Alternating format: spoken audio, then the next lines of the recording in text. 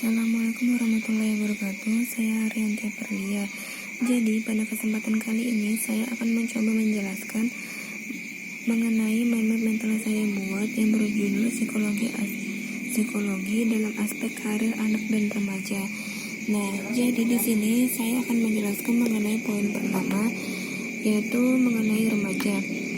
Jadi pada remaja yang berada pada tingkatan masih sekolah, terkadang masih kebingungan dalam menentukan pilihan-pilihan sekolah ataupun tingkatan-tingkatan sekolah yang akan mereka ambil selanjutnya, dan juga seperti dalam menentukan karir ataupun pekerjaan yang akan mereka pilih.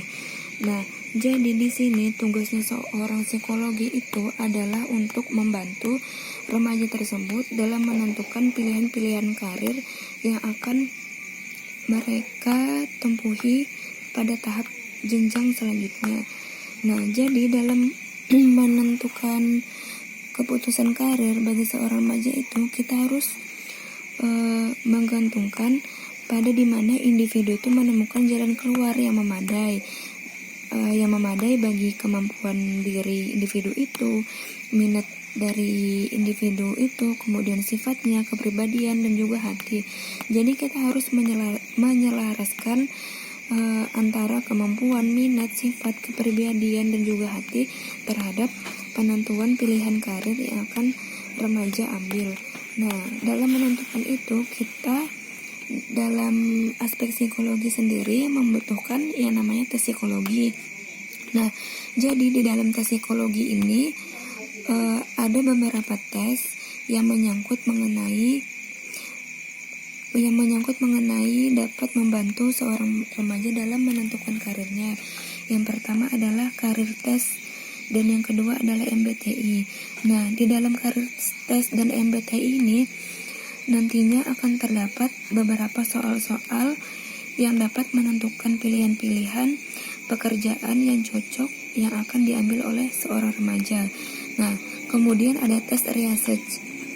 Di dalam research ini sebenarnya tes untuk menentukan kepribadian dari seseorang. Tetapi nanti dalam research ini apabila kepribadian dari seorang itu dapat ditentukan, maka akan mempermudah dalam hal untuk menentukan karir juga. Nah, jadi ini di dalam psikologi sendiri membutuhkan tes karir tes, MBTI, research, dan masih banyak lagi untuk membantu remaja dalam menentukan karir. Nah, selanjutnya di dalam aspek kematangan karir itu terdapat 5 aspek. Yang pertama yaitu perencanaan karir. Nah, jadi kita harus membantu remaja dalam merencanakan karir yang akan mereka pilih.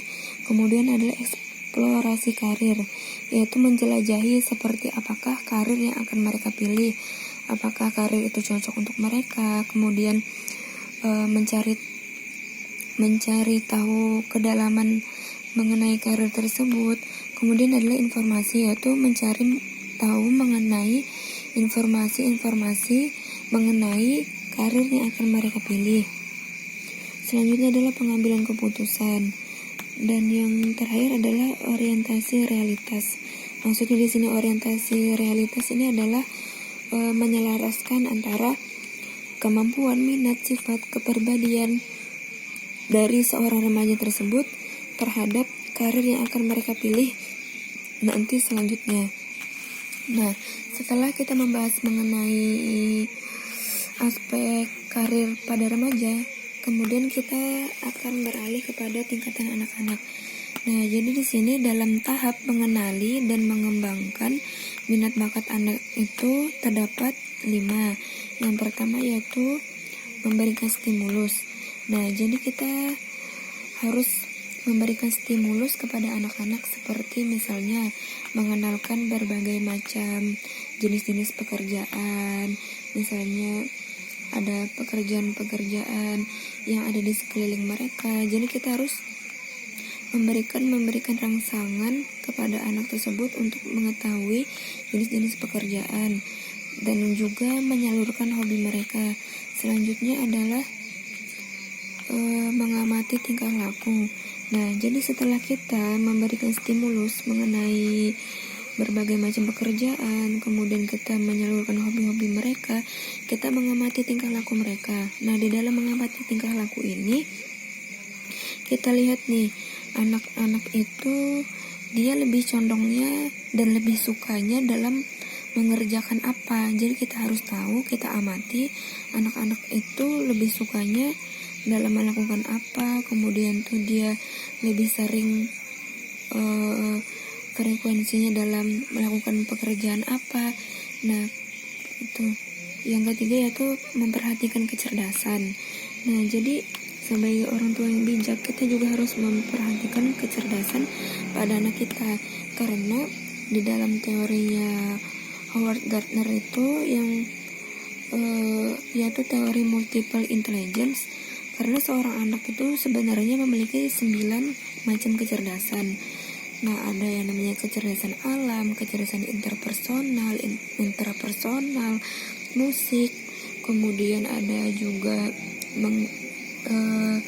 berhitung, bahasa, kemudian juga ada kecerdasan gerak. Jadi kita harus mengetahui kelebihan dari anak kita itu condongnya ke dalam kecerdasan apa. Nah, selanjutnya setelah itu kita memberi ruang eksplorasi kepada anak, seperti menyediakan sarana, prasarana yang dapat mendukung ruang eksplorasi anak, dan juga misalnya memberikan waktu khusus untuk anak mengerjakan apa yang dia suka, ataupun memberikan les-les privat kepada anak. Nah, selanjutnya yang kelima adalah dengan memberikan dukungan positif. Nah, jadi kita harus memberikan dukungan positif kepada anak dalam melakukan aktivitas yang dia sukai untuk mengembangkan minat dan bakatnya. Mungkin cukup sekian presentasi dari saya Iris. Wassalamualaikum warahmatullahi wabarakatuh.